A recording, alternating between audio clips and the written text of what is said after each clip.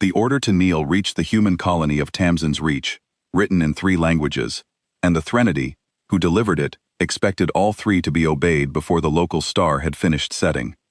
It came as a single ship, because the Threnody had never once needed more than one to make a world kneel. The ship was called a Verdict, and it did not look like a warship the way the colonists understood warships. It had no guns they could see, no armor plating, no engines that glowed. It was a smooth gray ellipsoid the size of a small moon, and it hung over the colony's only city with a stillness that was worse than any roar, because the Threnody did not fight with weapons. They fought with rules. They reached into the local fabric of reality, and they changed what was allowed, and the changing was the war. Chief Engineer Hannah Brandt watched the Verdict arrive on a flickering relay screen, 4 kilometers under the surface of Tamsin's ocean, and the first thing she noticed was that the pressure readings had begun to lie. "Say it again," she said into her headset, because the numbers on the board in front of her did not make sense. The station sat under 4 kilometers of cold black water, and the pressure at that depth was a fixed and brutal thing, a number that did not change, because the laws that made it did not change. But the board said the pressure was dropping, smoothly, steadily, as though the ocean above her had quietly begun to weigh less. "It's the Threnody." Her second was a young technician named Pavel Orsk, and his voice had the careful flatness of a man who has just understood that the worst day of his life has started. "They've begun editing. Surface reports say the air's gone thin in the city, gravity's reading light, the sea level's already dropping at the shore. They're rewriting the constants across the whole colony at once. Chief, they're turning the planet down." Brandt set down her wrench. 4 kilometers above her, the Threnody Verdict was doing the thing that had made its kind feared across 900 systems. It was not attacking Tamsin's Reach. It was unwriting it. The Threnody believed that any world which resisted them had simply been built on the wrong rules, and so they corrected the rules, gently, the way an editor strikes a sentence, and the world that had been built on those rules came quietly apart. Thin the air, and the colonists weakened before they could fight. Lighten the gravity, and the structures shifted and groaned. Lower the tide, and the deep-water stations that powered the colony lost the pressure they were built to use. It was a clean way to take a world. It left the world intact, and the people too weak to argue. And it had never, in 900 systems, failed. The order came over every open channel at once, in the flat corded voice of the Threnody, 3 speakers in 3 tongues, saying the same thing in the same instant. "Tamsin's Reach, your settlement is built upon rules we do not permit. We are correcting them. Cease all resistance and signal compliance, and the correction will be gentle. Resist, and the correction will be complete. You have until your star sets. Kneel." In the city, 4 kilometers up, people were already swaying on their feet as the air thinned. In the deepwater station, 4 kilometers down, Hannah Brandt looked at a pressure reading that was sinking toward a number that would, in 90 minutes or less, let the cold black ocean stop behaving like an ocean at all. And she began, very quietly, to smile. Because the Threnody had read Tamsin's Reach the way they read every world, they had looked at the city and the air and the gravity and decided those were the rules that mattered. They had looked at the ocean and seen only water, a thing to be lowered, a number to be turned down. They had not asked what was under the water. They had not asked why a small farming colony at the edge of nowhere had built the largest deep-water pumping station in human space, 4 kilometers down, in the dark, where no one ever went. They had banned human warships from the sky of Tamsin's Reach. They were, even at this moment, lightening that sky to make sure no warship could ever rise into it. They had never thought to ban the tide beneath it. "Pavel," Brandt said, "get me the Harbormaster channel. We're waking the sable tide." There was a silence on the line. Then Orsk, in a voice gone very careful, said, "Chief, that order has to come from the colony governor. The sable tide is a last resort asset. If we wake her, and the Threnody, we're only making a show of force." "They lowered the air on a city full of children, Pavel," Brandt said. "They are not making a show, and the governor is 4 kilometers up, in air that gets thinner every minute. By the time the order comes down through proper channels, half the city is unconscious, and the other half is too weak to lift a hand." She was already moving, down the long wet gantry that ran the spine of the station, toward the great sealed doors at the far end, that nobody on Tamsin's Reach had opened in 19 years. I am the senior engineer on the Deepwater asset. The standing order says the wake command falls to me if the chain to the governor is broken. The chain is broken, so I am giving it. Wake her. Chief, what is she? Nobody ever told us what's behind those doors. They told us to keep the pressure up and never ask. I've worked this station 6 years. I don't even know what I've been keeping ready. Brant reached the doors. They were 40 meters tall, black, beaded with the cold sweat of the deep, and across them, in letters worn nearly smooth by 19 years of pumped current, was a single word the colony's founders had left, as both a name and a warning. She's the reason they banned warships from our sky, Brant said. And she's the reason that ban is the worst mistake they ever made. Open her up, Pavel. Let the tide in. She put both hands on the great wheel that would crack the seal. There was a thing Brant had never told Orsk, never told anyone, because it was hers, and it was the reason she had stayed at the bottom of an ocean for 19 years. She had been 12 years old when she came to Tamsin's Reach, a refugee child off a crowded transport, and she had not understood, then, that the kindly old people who ran the new colony were the last of a murdered world. She had only understood that they were sad in a way adults were not supposed to be, and that they spent an enormous amount of effort on a deep water station that grew no crops and shipped no goods. She had asked one of them once, an old woman with steady hands, why they built so much in the dark where nobody could see. And the old woman had said, "Because the dark is the one place they never look, child. Remember that. The powerful only ever look at the things they think are worth taking. So you put the thing that will save you where they would never think to take it from. You put it at the bottom of the sea." Brant had remembered. She had remembered for 19 years. And now, with her hands on the wheel, and the air thinning above, and the pressure lying on her board, she understood that the whole of her life had been the old woman's sentence coming true. She turned the wheel. 4 kilometers down in the cold and the dark, the sable tide began, for the first time in 19 years, to wake. The Threnody, 4 kilometers above, felt nothing. Their instruments were tuned to the rules of a world, to air and gravity and light, and they had turned all of those down. They did not have an instrument for what was rising. They had never needed one. No world had ever kept its real weapon at the bottom of its own ocean, in the one place the Threnody never bothered to correct, because water was only water, and the deep was only deep, and the tide was only the tide. Aboard the Verdict, the directing intelligence the Threnody called a voice, composed its report with the satisfaction of a craftsman finishing clean work. The colony was at 91% correction. The air had been thinned to the threshold of unconsciousness. The gravity sat at 6/10 and falling. The sea had been lowered 11 meters at the shore. There was no resistance, because there was never resistance. Resistance required strength, and the Threnody removed strength before they ever asked for surrender. The voice had corrected 40 worlds itself, and it had never once been surprised, because surprise was a thing that happened to beings who did not write the rules, and the Threnody wrote the rules.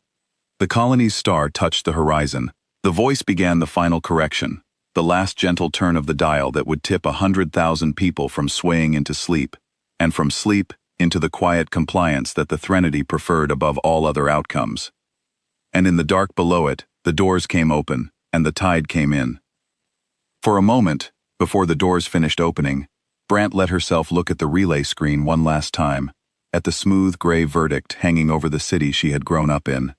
It was beautiful, in the way a held breath is beautiful, the way the moment before a wave breaks is beautiful. The Threnody made beautiful things. That was part of what made them so terrible. They did not arrive with fire and fury. They arrived with stillness and certainty, and they took your world apart so gently that the taking felt almost like mercy, right up until you were too weak to remember you had ever been able to stand. 900 worlds had felt that gentleness. 900 worlds had knelt to it.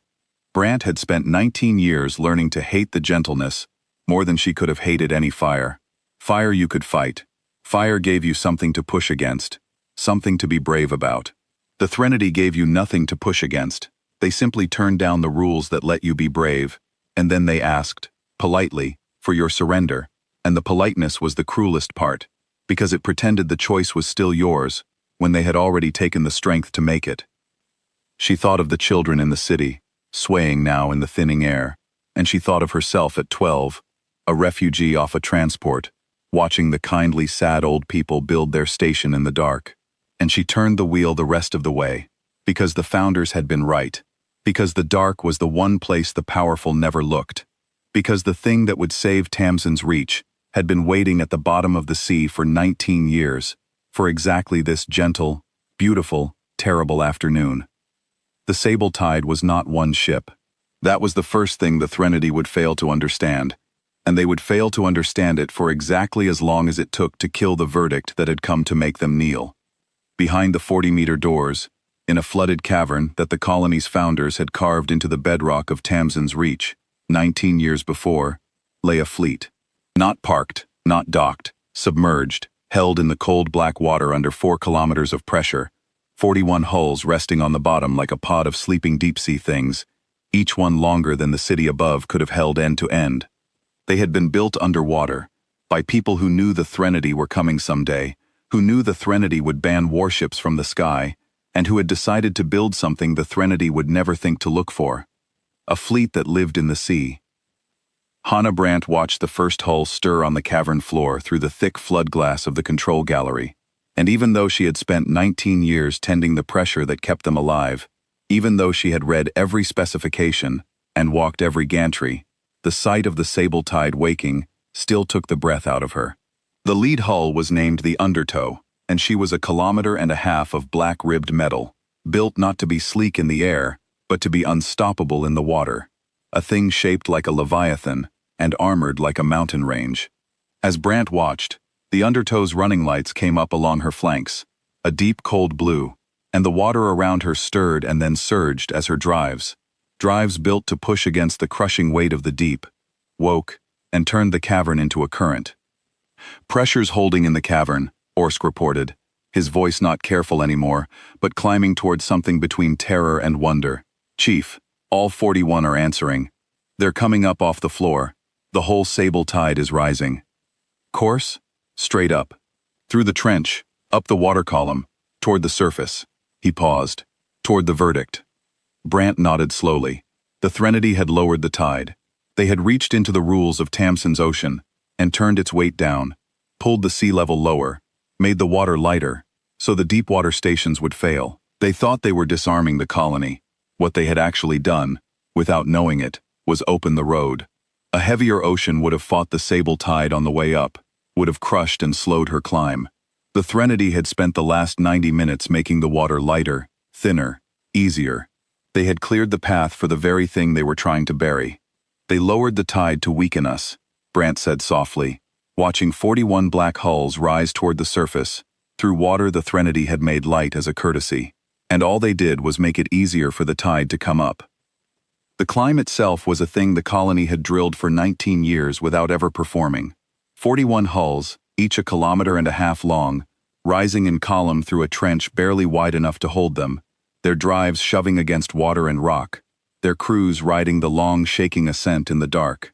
Brandt tracked them on the deep sensors, hull by hull, and called the trench markers as they passed, the way the founders had taught her to, because a fleet rising blind through a trench needed a voice from the station to tell it where the walls were. "Undertow passing the 3-kilometer shelf," she said. "Clean, tide of ashes. You're drifting 2 meters to port, correct. All hulls, the trench narrows at 1,200 meters, hold your column." And the fleet held its column, 41 hulls threading the dark on her voice, and not one of them touched the walls, because they had practiced this climb in simulation 10,000 times, and now, at last, they climbed it for real. The Undertow broke the surface of Tamsin's ocean, 19 minutes later, at the exact moment the colony's star set, and the Threnody began their final correction. The verdict hung over the city, smooth and gray and certain, its instruments reading a world that was almost finished, a colony with thin air and light gravity, and a population swaying toward unconsciousness. The correction was nearly complete. The voice had already begun composing the line that would log Tamsin's Reach as the 901st world brought gently to its knees. The Threnody were a patient people, an old people, and they had never once needed to hurry, because the rules were always on their side. They wrote the rules. That was what made them what they were. The first thing the voice registered was that the ocean was wrong. Not lowered, not light, wrong. The sea below the city, the sea it had carefully turned down, was rising again, and it was rising in 41 places at once, in great black columns of disturbed water that climbed and broke and revealed, beneath them, hulls. Enormous hulls. Hulls that should not exist on a farming colony at the edge of nowhere. Hulls 1.5 kilometers long, dripping, streaming, armored, rising out of the one part of the world the Threnody had never thought to correct. The voice did the thing the Threnody always did, when reality contradicted them. It reached for the rules.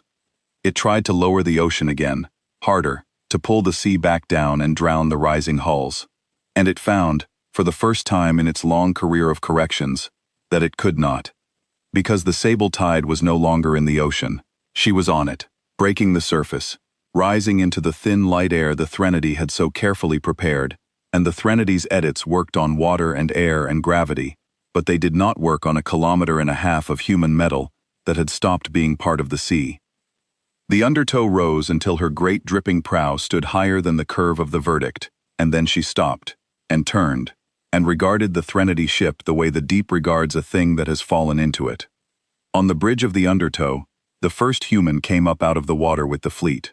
Her name was Captain Iris Donnelly, and she had spent 19 years sleeping in shifts at the bottom of an ocean, waiting for the day the Threnody came, and she keyed her channel and spoke to the verdict in the flat, calm voice of someone who has been awake a very long time for exactly this.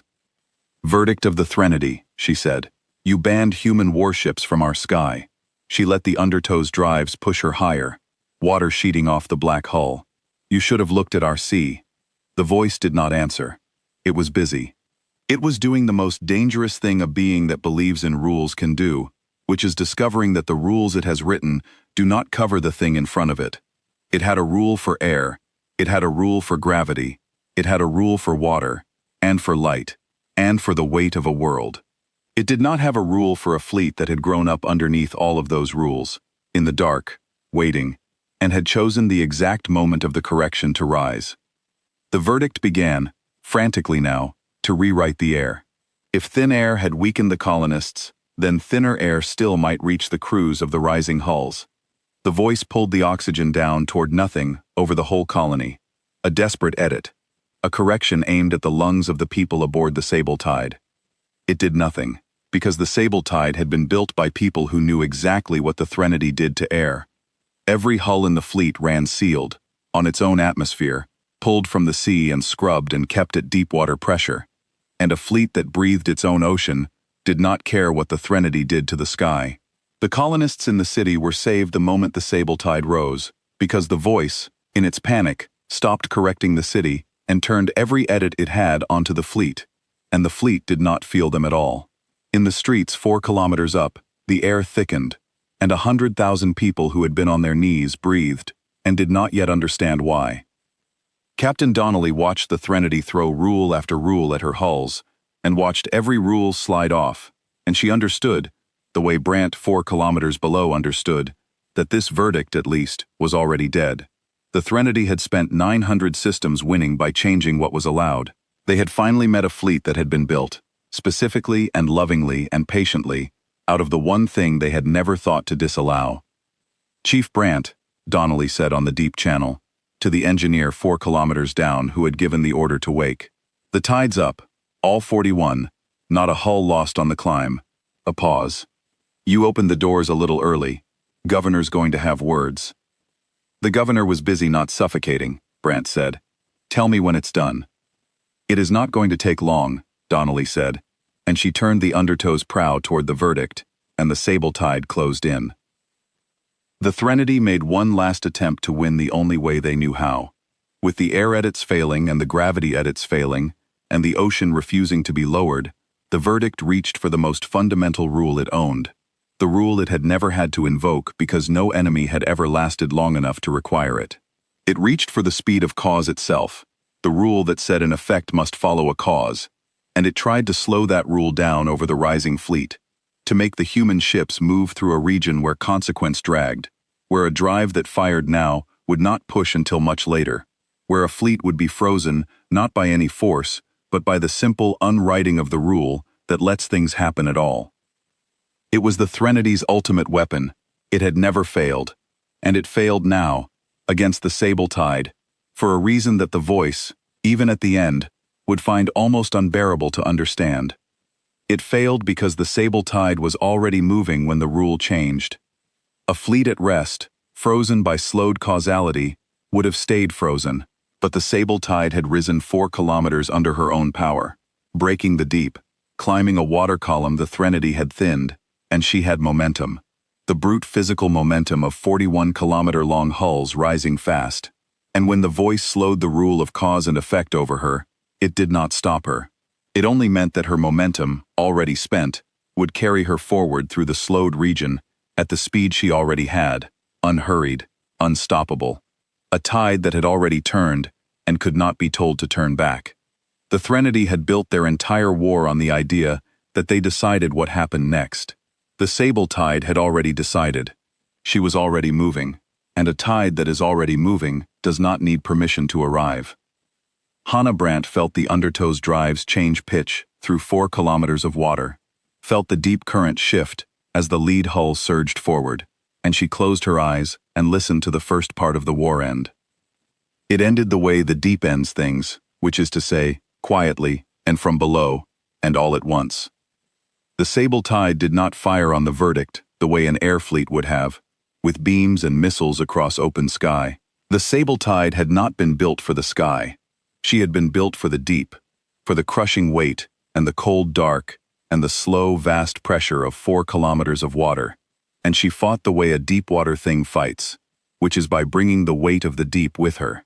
Each hull of the sable tide carried, in its prow, a pressure lance, a weapon that did not burn or cut, but compressed, that took the crushing force of the deep ocean and threw it forward in a fist of pressure that could fold a hull the way the deep folds anything that descends too far. The Threnody had never been struck by the weight of an ocean. Their verdict was built to survive the rules of war, as the Threnody understood war, beams and forces, and the slow correction of constants. It was not built to survive 4 kilometers of pressure delivered to a single point, because nothing in 900 systems had ever thought to deliver it. The undertow fired first. Her pressure lance struck the verdict amidships, and the smooth gray hull that had unwritten 900 worlds did not explode. It crumpled. It folded inward with a slow and terrible grace, the way a diver's hull folds when it goes below its rated depth.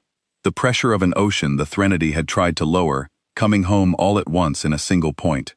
And then the second hull fired, and the third, and 41 pressure lances, each carrying the weight of the deep, struck the verdict from every angle at once, and the ship that had come to turn down a world was folded by the very ocean it had thought was only water.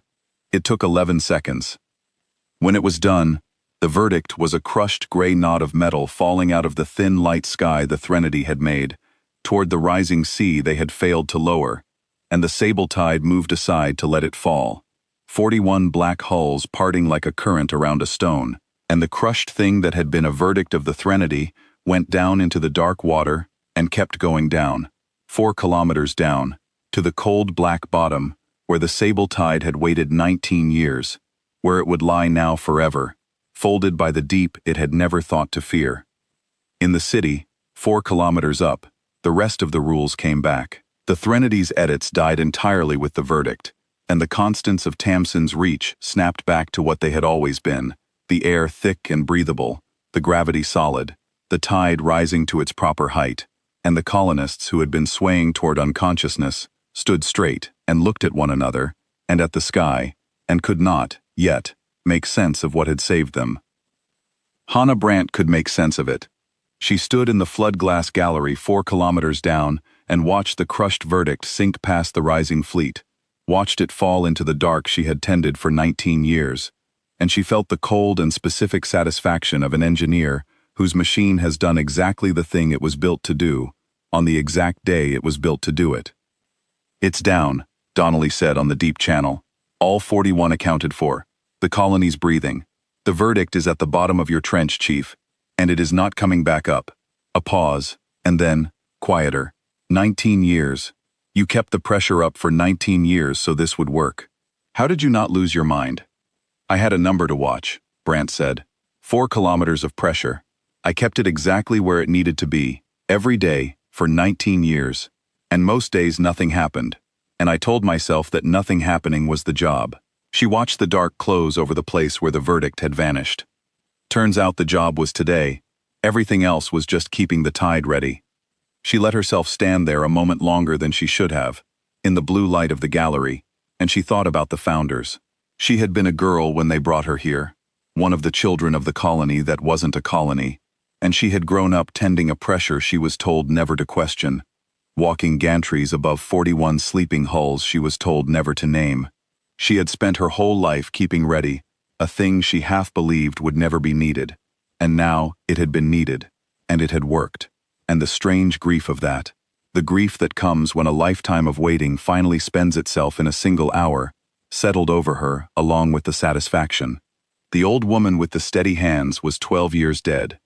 Brant would have given a great deal to have her in the gallery now, to watch the verdict fall, to know that the dark had held its secret, and the sea had risen on the day it was meant to. Pavlorsk came down the gantry to stand beside her, staring out at the fleet riding the surface on the relay screens, at the place in the dark where the verdict had gone.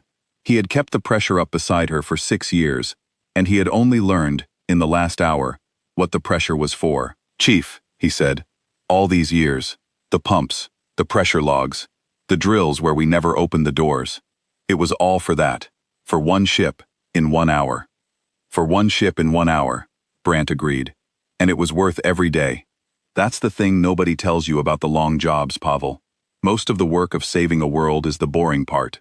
The waiting, the keeping ready, the watching of a number that does nothing, day after day, year after year, until the one day it does everything. She looked at the young man, at the way the wonder and the fear were still fighting on his face. "You did the boring part well. That's the hardest part there is. Anybody can be brave for 11 seconds. It takes 19 years to be patient." But it was not over. That was the thing about the Threnody, the thing 900 conquered worlds had learned too late, and Tamsin's Reach was about to learn in time. The Threnody never sent one ship to a world they wanted, and then forgot about it. A single verdict was the first move, the polite move, the move that expected to win without effort. Behind every verdict, a day or a week out, came the answer to the question the verdict was meant to make unnecessary. What if the world says no? The answer was a black armada. Aboard the verdict, in its last seconds, the voice did the thing the Threnody had never had to do in 900 corrections. It tried to understand. It had a vast capacity for understanding.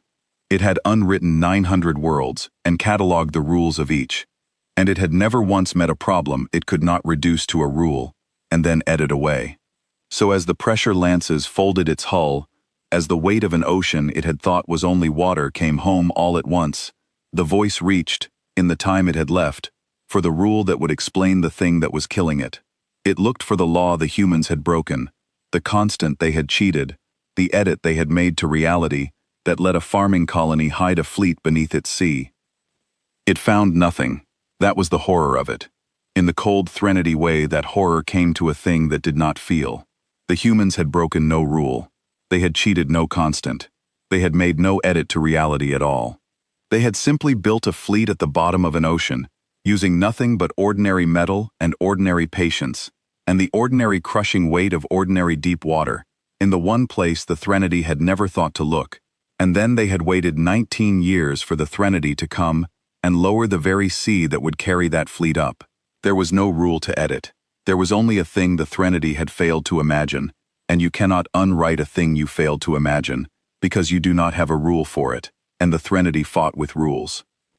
The voice understood, in its final fraction of a second, that the humans had beaten it, not by being stronger, but by being beneath its notice, and that this was a kind of defeat the Threnody had no defense against, because the Threnodies' entire power rested on deciding what was worth their attention, and a thing they had decided was not worth their attention had just folded their verdict with the weight of an ocean. It was the last thing the voice ever understood. The pressure took it, and the hull folded, and the verdict that had come to make a world kneel went down into the dark, carrying its one new understanding to the cold black bottom, where it would do no one any good at all. Far above, the colonists in the city felt the world come back around them, the air thickening, the gravity settling, the tide rising to its proper line, And they did not understand why, and most of them would never understand why. And that was the price, and the gift of the dark all at once. They had been saved, and they would go on with their lives believing the Threnody had simply changed their minds, and the truth would stay 4 kilometers down, where it could keep on being a weapon. Hannah Brandt, watching from the gallery, found that she did not mind that they would never know. The not knowing was the armor. The armor was the point. 100,000 people would go home tonight and sleep in air the founders had bought them, and they would not thank the founders, because they could not, because the thanks would have given the secret away. And the founders, Brandt thought, would have wanted it exactly so. They had not built the Maelstrom to be thanked. They had built her to keep a world alive in the dark, and the world was alive, and the dark held, and that was enough. It had always been enough. The colony's deep space sensors caught it 6 hours after the verdict went down, a wall of drive signatures unfolding at the system's edge, and Hannah Brandt, who had come up at last from the deepwater station to stand on the surface in air she had nearly lost, looked at the count on the colony's main display, and felt the cold settle into her again, deeper this time, and older. 8,000 ships. The Threnody had sent one verdict to correct Tamsin's reach, and when the verdict went silent, they had done the thing they did to worlds that killed a verdict. They had sent the choir. 8,000 ships, every one a verdict, everyone capable of unwriting the rules of a world, and they were unfolding at the edge of the system in a wall that filled the dark, and they were already, all 8,000 of them, beginning to reach for the rules of Tamsin's reach at once. This time the edits did not come gently. This time the Threnody did not lower the air and the gravity by polite degrees and wait for the star to set. This time 8,000 verdicts reached for every constant at once and pulled, hard, and across the whole colony the rules began to tear. The air did not thin, it screamed out toward nothing, so that the colonists who had so recently breathed again found themselves gasping a second time, harder. The gravity did not lighten. It lurched and bucked, throwing people off their feet, slamming doors, cracking the long high walls of the city. The ocean did not lower, it heaved, the tide ripping back and forth as 8,000 ships fought over the rule that held it, great waves climbing the shore and falling back. The Threnody had come to make an example of Tamsin's reach, to unwrite it so completely, and so violently, that no world would ever again dare imagine that a sea could hide a fleet. The colonists ran for the shelters the founders had built into the bedrock, the deep ones, the ones tied into the same stable rock that held the deepwater station, where the rules tore less and the air held longer. The founders had thought of this too. The founders had thought of everything, because the founders had watched it happen once before, on the 812th world, and they had built Tamsin's reach to survive the thing that had killed their home. Captain Donnelly brought the sable tide back down into the deep before the worst of it hit the surface. 41 black hulls dropping below the heaving surface into the cold dark where the Threnodies edits worked less well, where 4 kilometers of water buffered the rules the choir was tearing apart above. And on the deep channel, she and Brandt did the arithmetic that neither of them wanted to do. 41 hulls, Donnelly said. 8,000 of them.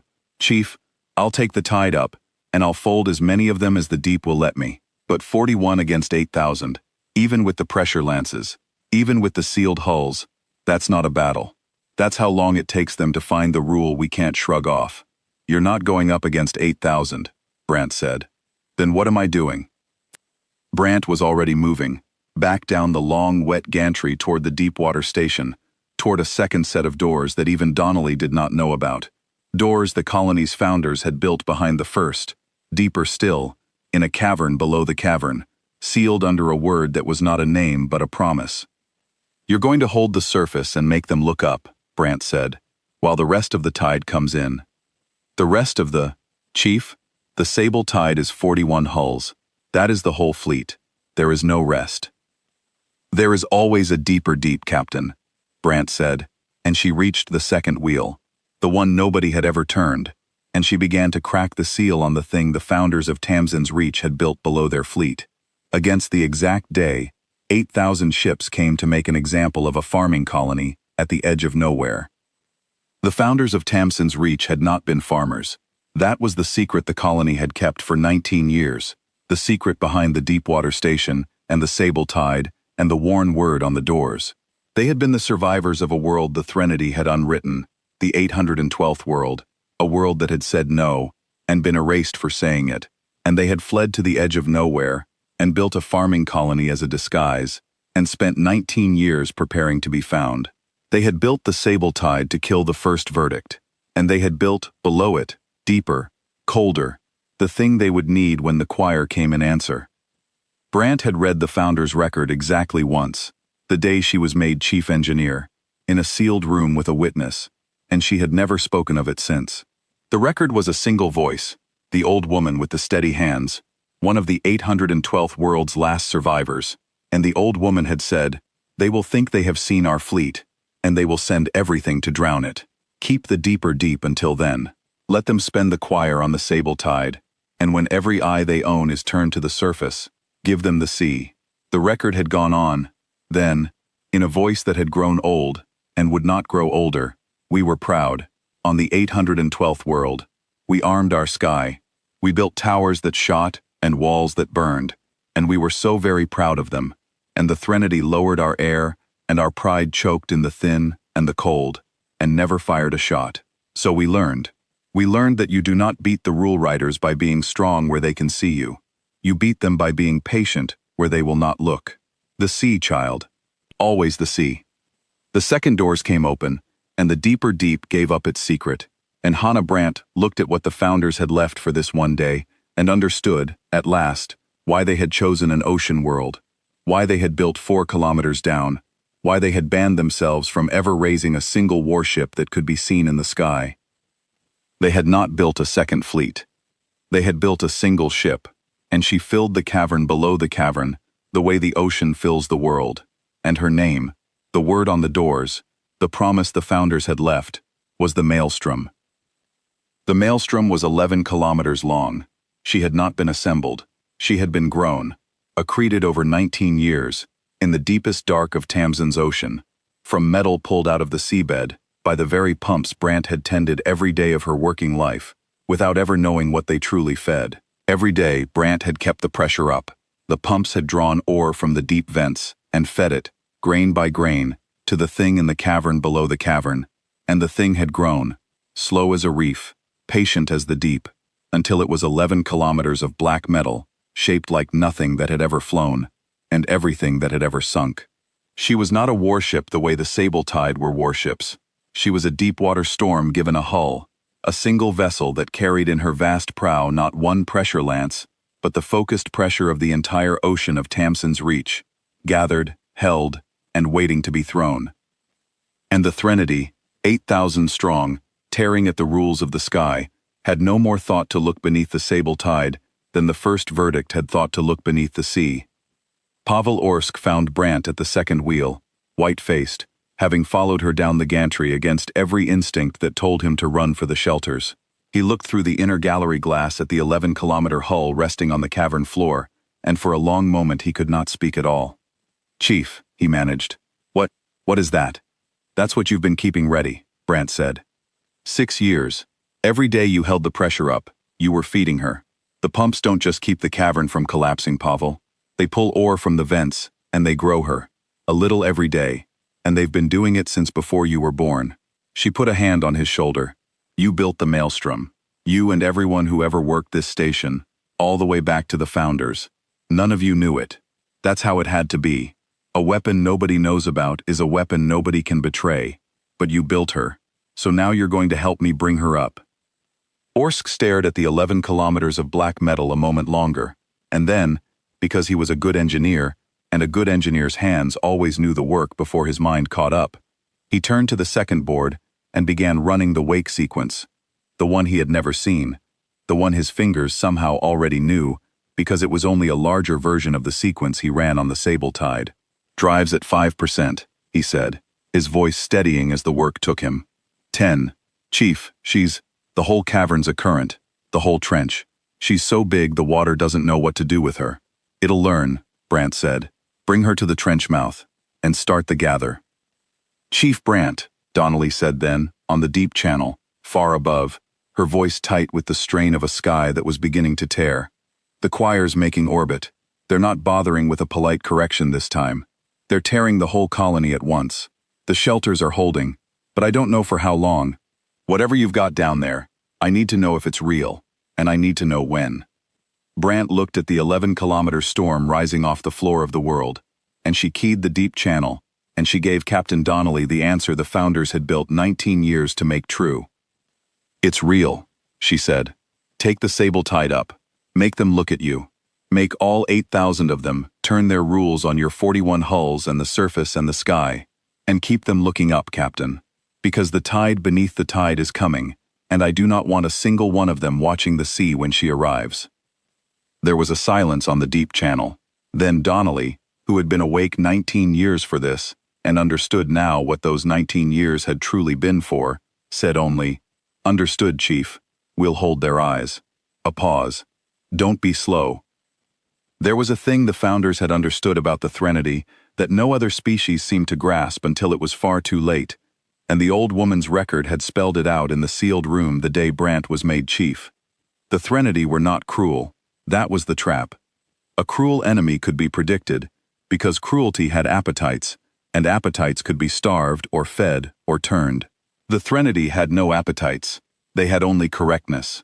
They did not want your world for its riches, or its strength or its beauty.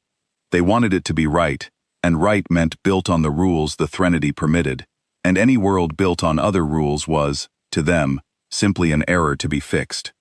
They felt about a resisting colony the way a careful writer feels about a misplaced comma. Not hatred, only the patient, certain need to correct. That was why they had sent the choir. Not in anger. The Threnody did not do anger. They had sent 8,000 verdicts, because the first verdict had been corrected by the colony instead of the other way around, and a world that could correct a verdict was not an error anymore. It was a contradiction, a thing that should not be able to exist under the rules the Threnody wrote, and a contradiction had to be erased completely, or the whole careful architecture of Threnody reality would have a hole in it. They had come to make an example not out of rage but out of bookkeeping. They needed Tamsin's Reach to stop being a contradiction, so that 900 other worlds would never learn that contradiction was possible. The founders had counted on exactly this.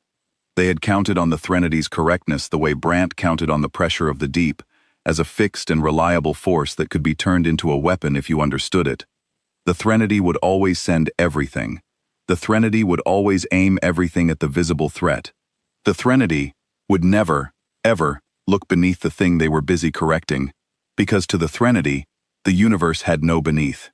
It had only the rules, and the things the rules governed, and a sea was a thing the rules governed, and the bottom of a sea was simply more of the same governed thing, of no more interest than the inside of a stone. So Brant watched 8,000 verdicts tear at the sky of her world, and she was not afraid the way the colonists in the shelters were afraid.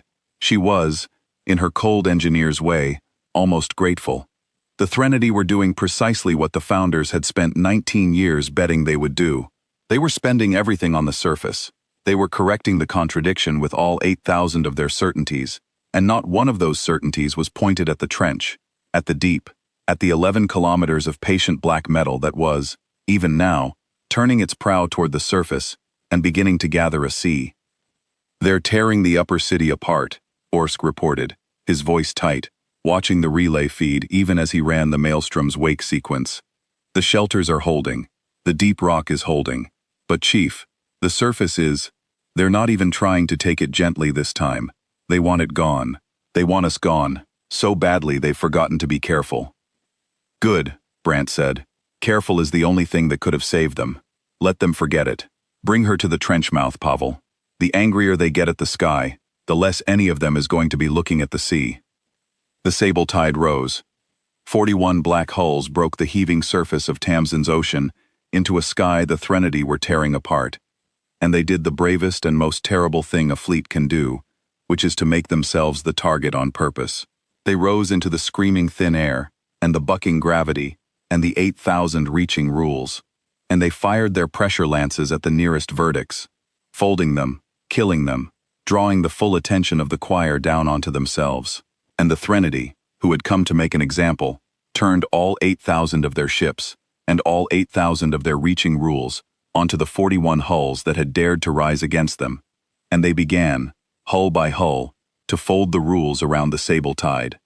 It cost them.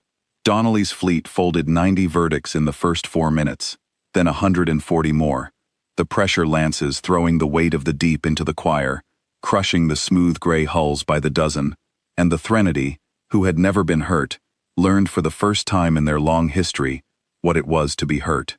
The choir's perfect formation rippled with confusion. Edits that had unwritten 900 worlds slid off sealed hulls.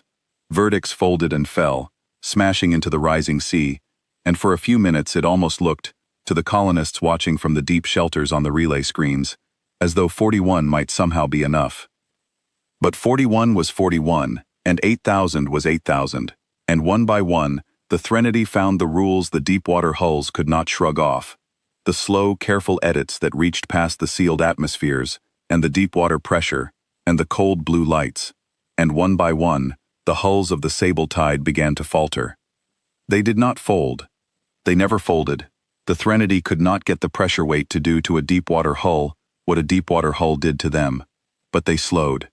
They were held, pinned, wrapped in regions of slowed cause and torn gravity, frozen in a sky that was being unwritten around them, and the pressure lances fired less and less often as the rules closed in. Donnelly held the undertow at the front of it, firing and folding and drawing fire, and she watched her fleet be surrounded by the choir, and she did not retreat, because the whole plan, the whole 19 years, the whole meaning of the Founder's grown storm in the dark, depended on her not retreating. It depended on the Threnody looking up. It depended on every one of the choir's 8,000 ships, and 8,000 reaching rules being aimed at the surface and the sky, and the brave pinned 41, she thought, as the rules closed around the undertow, and the lights began to flicker, of the old woman in the record, the one she had never met, who had said let them spend the choir on the sable tide. Donnelly had understood, when she first heard it, that the line meant her.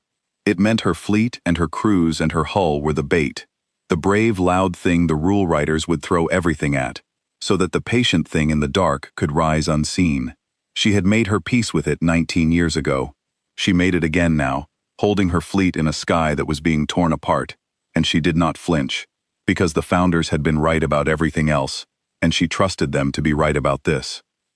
Around her, the choir worked its way through her fleet, with the patience of a people who had never once needed to hurry.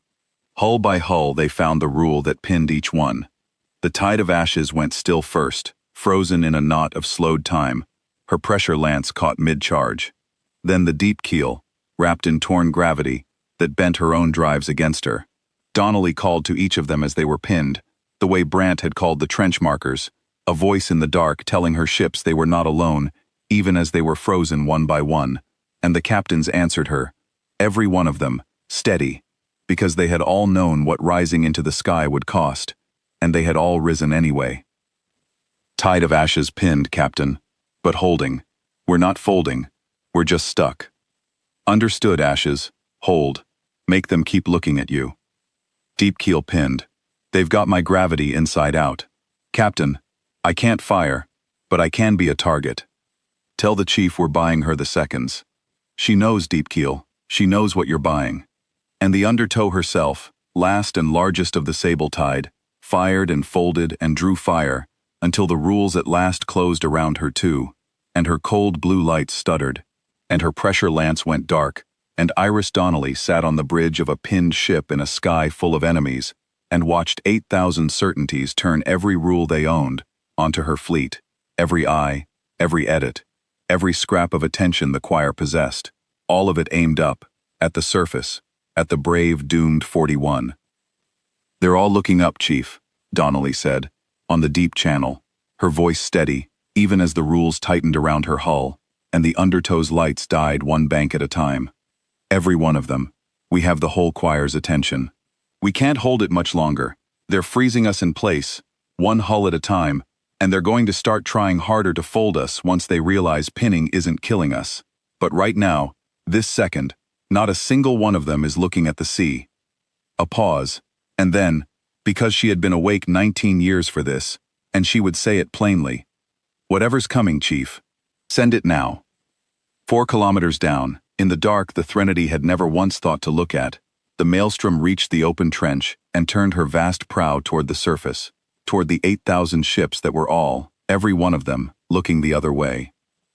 Hannah Brandt stood in the control gallery of an 11-kilometer ship grown from the bones of a murdered world, with Pavel Orsk white and silent and steady beside her, his hands moving across the great board, and she thought of the founders, of the 812th world, of 19 years of pumping a tide that fed a storm in the dark, of the old woman's voice in the sealed record saying, "Give them the sea."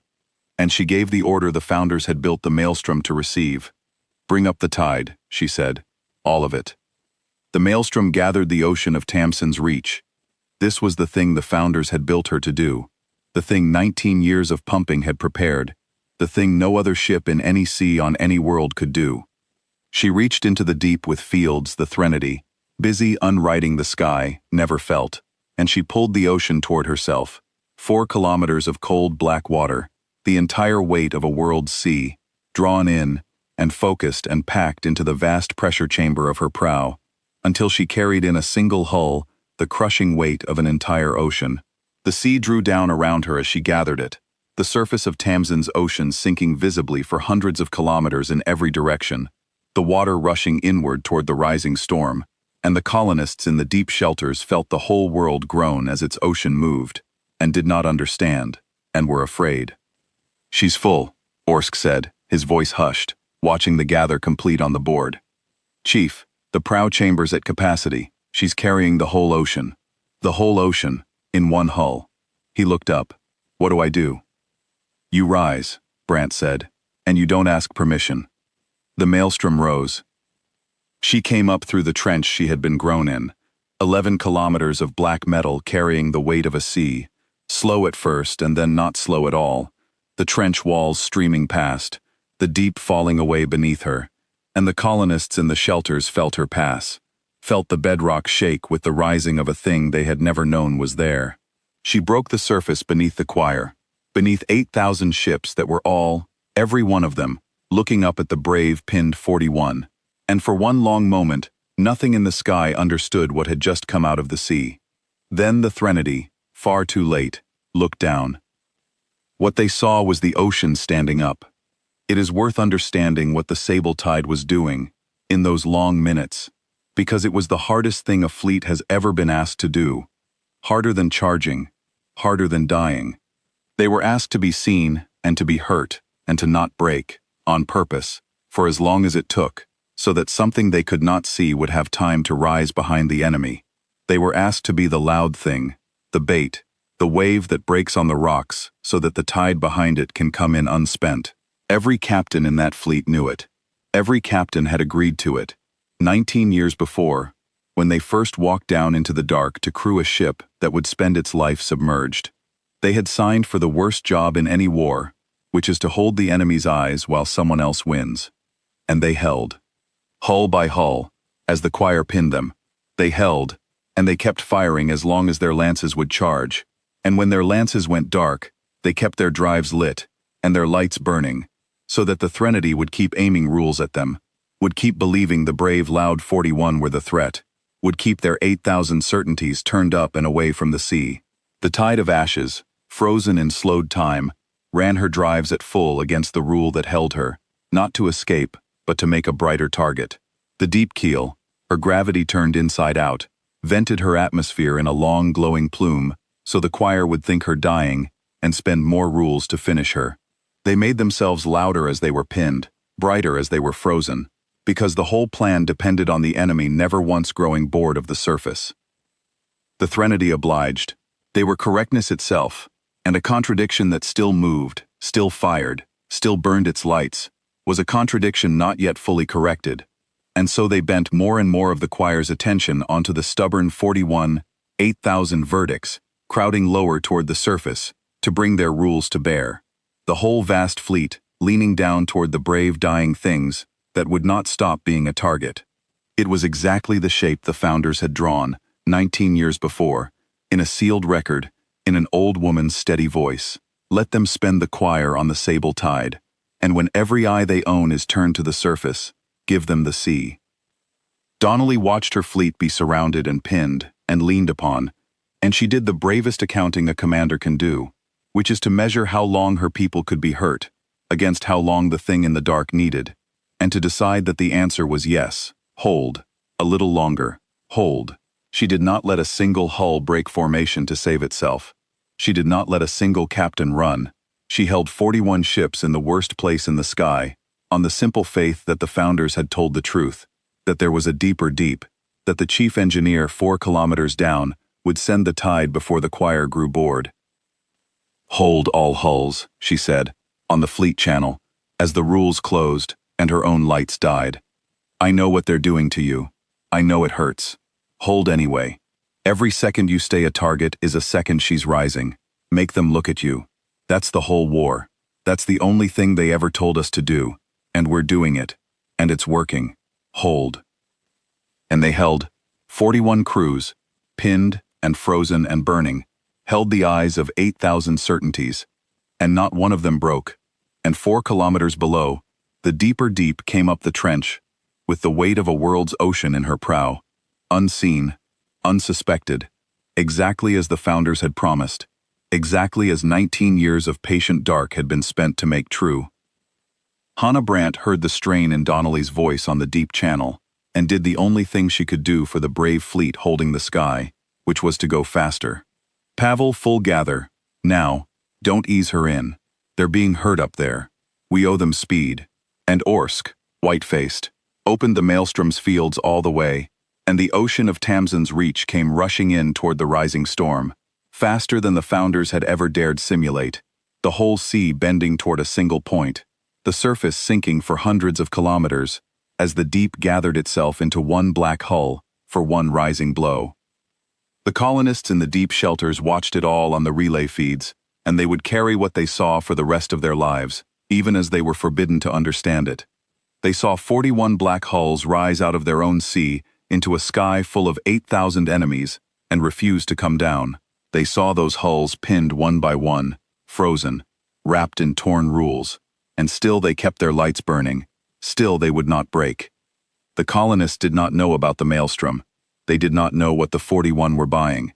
They only knew that ships their own world had hidden, ships they had never been told existed, were dying slowly in the sky to keep the enemy looking up, and they wept, in the shelters, for crews they had never met and would never be allowed to thank. There is a particular grief in watching someone hold a line for you when you do not yet understand what the line is for, and the people of Tamsin's Reach felt it that day, and it stayed with them, a wound and a gift both, for the rest of their lives. Donnelly felt them watching. She could not see them, but she knew they were there, in the deep rock, in the shelters the founders had built, 100,000 people whose air she was buying with every second her fleet stayed a target. It was for them, all of it. Not for glory, which they could never have, and not for a victory anyone would ever record, but for 100,000 ordinary people who would go home tonight and sleep and never know how close it had come. That was worth being pinned for. That was worth burning for. So she held her fleet in the worst place in the sky, and she kept its lights lit, and she waited for the tide, and she did not for 1 second consider doing anything else. The Maelstrom did not fire a beam or a lance. She fired the tide. She threw the entire gathered weight of Tamsin's ocean upward, into the heart of the choir. 4 kilometers of crushing pressure delivered all at once into a fleet of 8,000 ships that had built their whole war on the belief that they decided what reality was allowed to do, and the tide did not ask permission. The tide had never asked permission. The tide came up through the choir like the deep coming home, and the verdicts that had unwritten 900 worlds folded by the 100, by the 1,000, the weight of an ocean they had tried to lower crushing them all at once, the sea they had thought was only water arriving as the heaviest weapon in the history of the dark. The Threnody tried, in their last seconds, to reach for the rule that governed water, to lower the tide one final time, to turn down the sea the way they had turned it down at the very beginning. But you cannot lower a tide that has already left the sea. You cannot unright an ocean that is already in the air, already moving, already arriving. The Maelstrom had taken the weight of the deep and thrown it where the Threnody could not edit it, up into the sky, into the choir, into the 8,000 certainties that had never once been told no by anything. It took 90 seconds.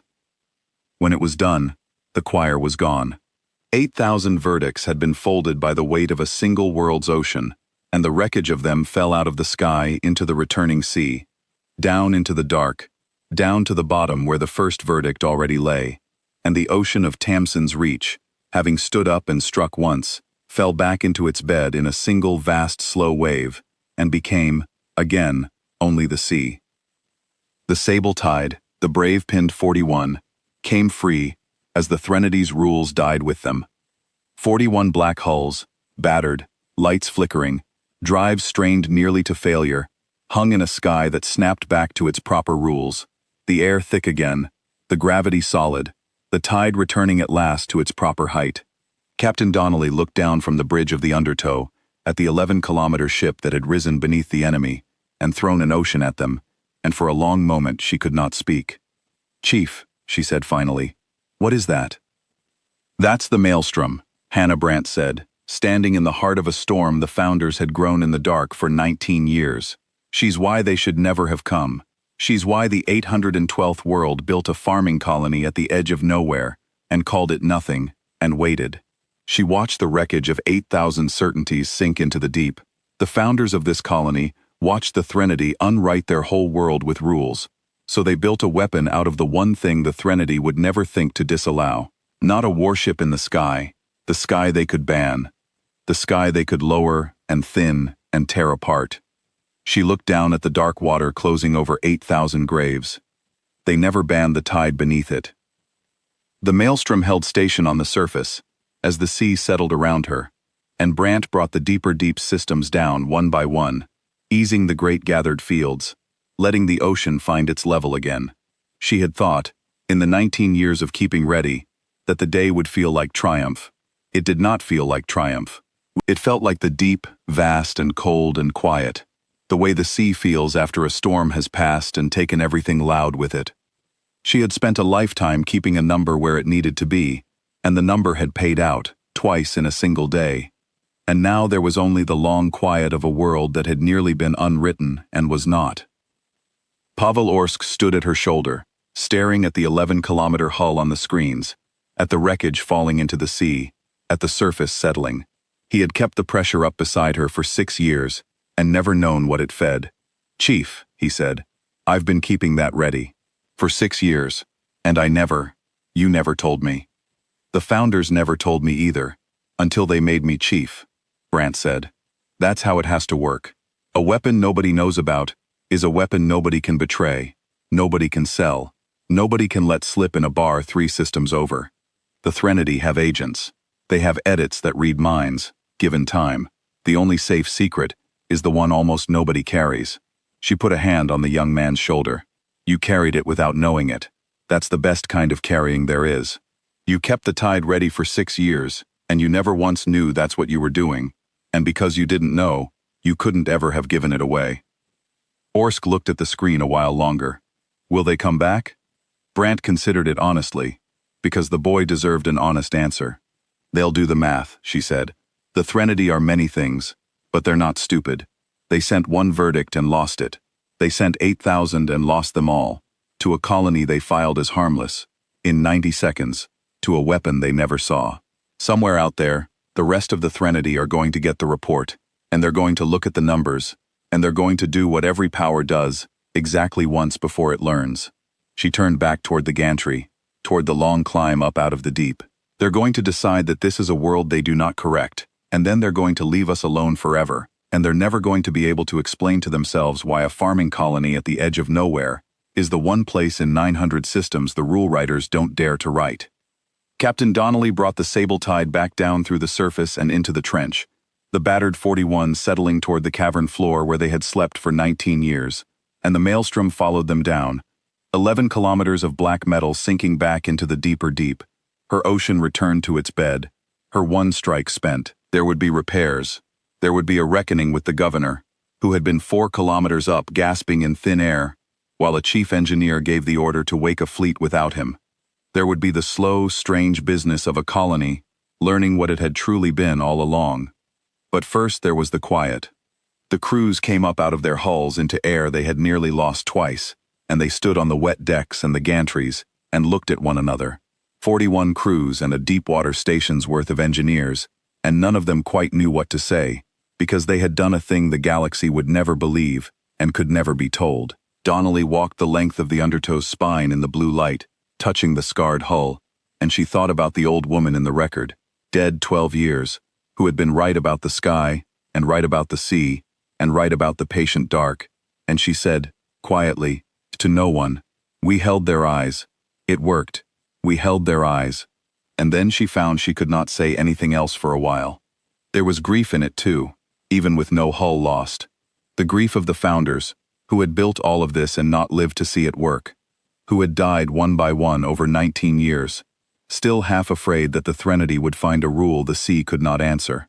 The grief of a colony that would now have to keep its own secret forever, that could never tell its children the truth of what they were, that would go on pretending to be farmers while the maelstrom slept in the dark below, because the lie was the armor, and the armor could never come off. Brant felt all of it, climbing the long gantry up out of the deep, and she understood that this was the true cost of the Founders' way, heavier than any battle, that the people who saved a world this way could never be known to have saved it, that their monument was a thing nobody could be shown, that the price of the patient dark was that you lived and died in it. She decided, climbing, that it was a price worth paying. The 812th world had been proud and loud and known, and it was dust. Tamsin's Reach was quiet and patient and unknown, and it was alive. Between those two she would take alive, every time, and so would the Founders, and so, she thought, would the old woman with the steady hands. In the years that followed, the Threnody did not come back to Tamsin's Reach, and they did not come back to any human world, and the reason was not a treaty and not a wall. The reason was the same reason the powerful learn exactly once and then never forget. The Threnody had built a civilization on the certainty that they decided what reality was allowed to do, that the rules were theirs to write, that any world could be unwritten if it dared to say no, and they had met a colony of farmers at the edge of nowhere who had taken the one rule the Threnody never thought to claim, the deep and patient weight of an ocean, and had thrown it back at them, and folded 8,000 certainties with the sea. The Threnody had a word, after Tamsin's Reach, that they had never needed before.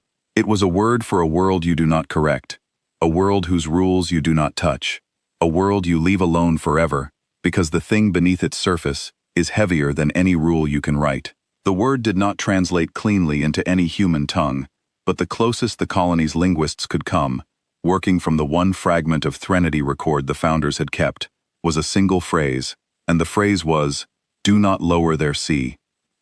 It became, in time, a thing the colonists said to each other, half a joke and half a prayer. A child who reached too far would be told, gently, "Do not lower their sea." A captain bringing a ship into the harbor in a storm would say it under her breath. It meant, "There is always a deeper deep." It meant, "The patient thing in the dark is the thing that wins." It meant, "Do not mistake the quiet for weakness, because the quietest water is the water with the whole ocean behind it." Hannah Brant grew old on Tamsin's Reach. She never married, never left, never wanted to. She trained Pavel Orsk to take her place, and then she trained the one who would take his, and she taught each of them the same lesson the old woman with the steady hands had taught her, which was that the job was not the day the tide came up. The job was all the days it did not. The job was the keeping ready, the watching of a number, the patient tending of a pressure in the dark that most days did nothing at all. She had come to understand that this was not the dull part of the work, but the whole of it, that the Founders had not built a weapon so much as a discipline, the discipline of a people who had been unwritten once, and had decided that the way you survive the powerful is not by being loud, but by being deep. She told Orsk, near the end, the thing the old woman had told her, the day she handed him the chief engineer's seal. She told him, "The dark is the one place they never look. The powerful only ever look at the things they think are worth taking. So you put the thing that will save you where they would never think to take it from. You put it at the bottom of the sea." And Orsk, who was no longer young himself by then, who had grown old keeping a pressure he now understood, nodded, and took the seal, and went down into the dark to keep the tide ready for whoever might come next.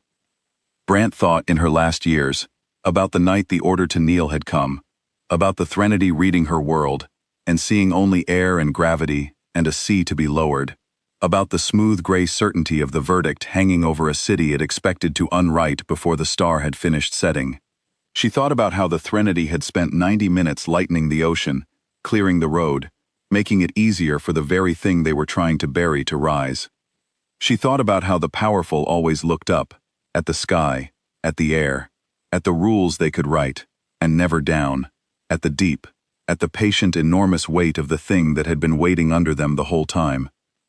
The Council of the Threnody had banned human warships from the sky of Tamsin's reach. They had lightened that sky, thinned its air, lowered its tide, torn at every rule they could reach, all to make sure no warship could ever rise into it against them. They had been so certain that the war was fought in the sky, in the rules, in the things they could write and unwrite, that they had never once turned their instruments toward the only place that mattered. And the whole time, 4 kilometers beneath them, in the cold and the dark and the crushing patient weight of a world's ocean, the tide had been rising, slowly, for 19 years, toward the one day it would stand up and fold 8,000 certainties and teach the rule writers of 900 systems the only rule that had ever truly mattered, which was that a sea is not water, and a deep is not empty, and the quiet at the bottom of the world is the most dangerous quiet there is. They never banned the tide beneath it, and the tide, in the end, did not need their permission to come in.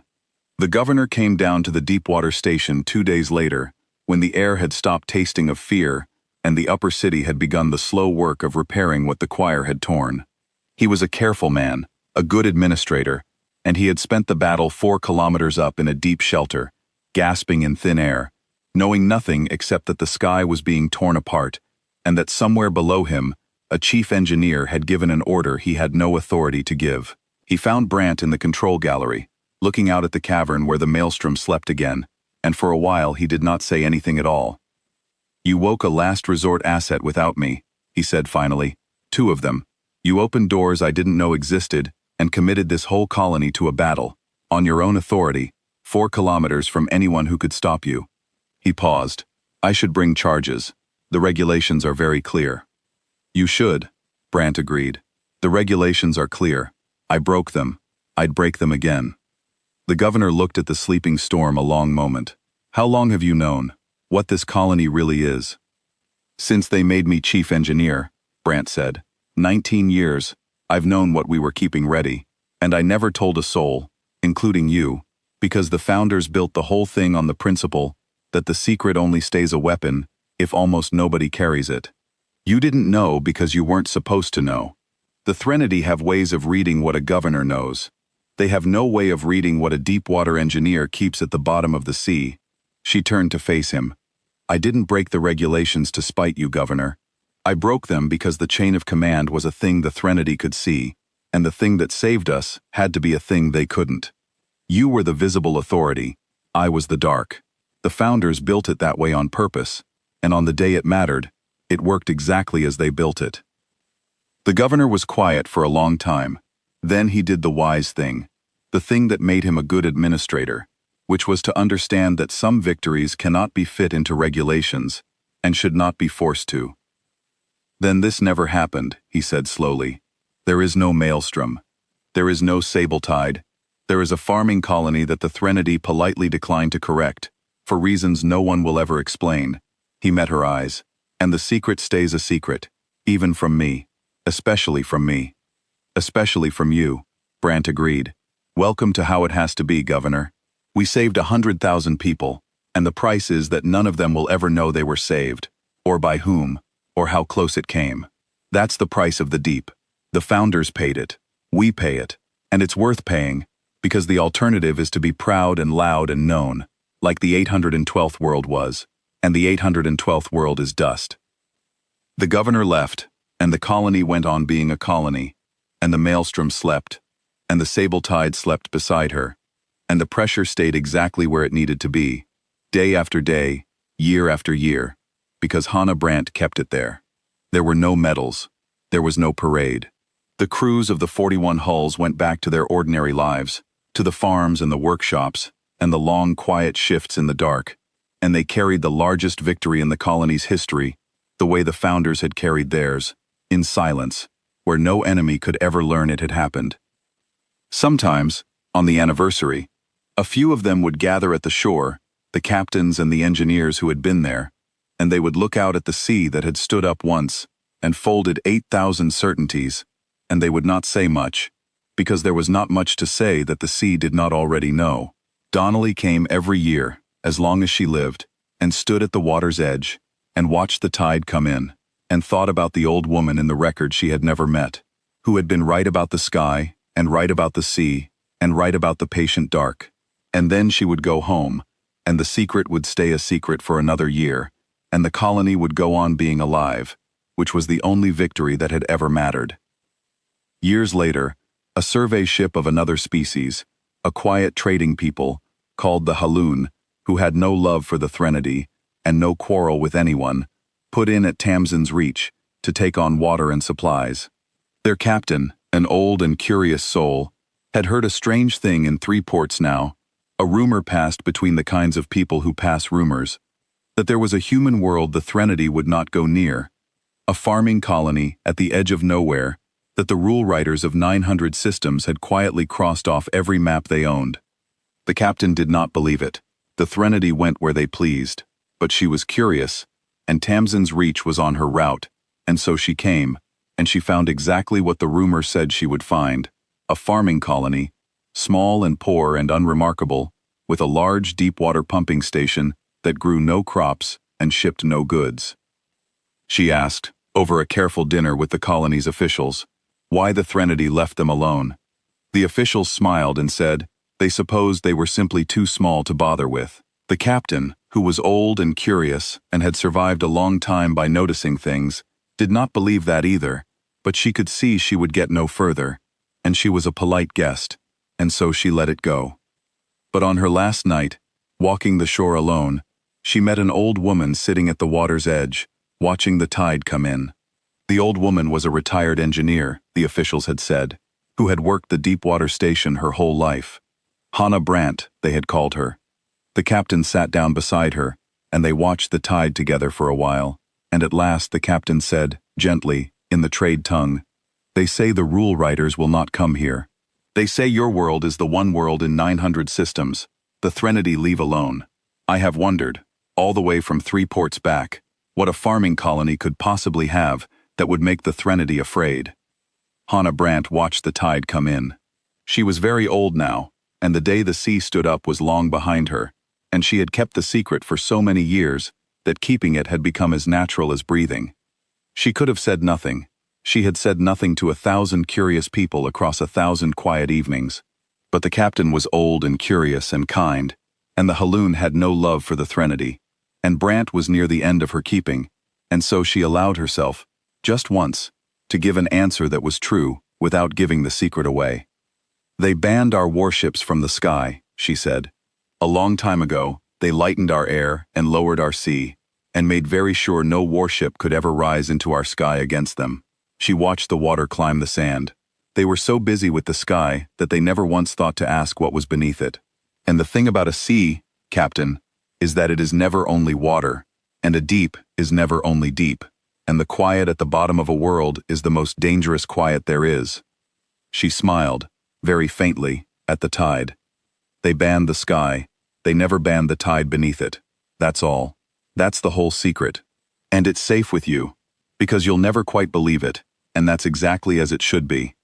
The captain looked at her, and looked at the sea, and felt the cold of something vast and patient just out of sight, and decided, wisely, that she did not want to know any more than that.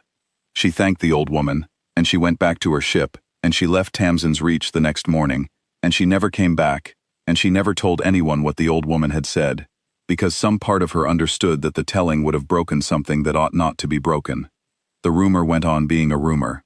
The colony went on being a colony, and the tide went on coming in, patient and enormous, and exactly as dangerous as it needed to be, keeping the only kind of peace that lasts, which is the peace the powerful keep, with a thing they have learned, exactly once, never to wake again.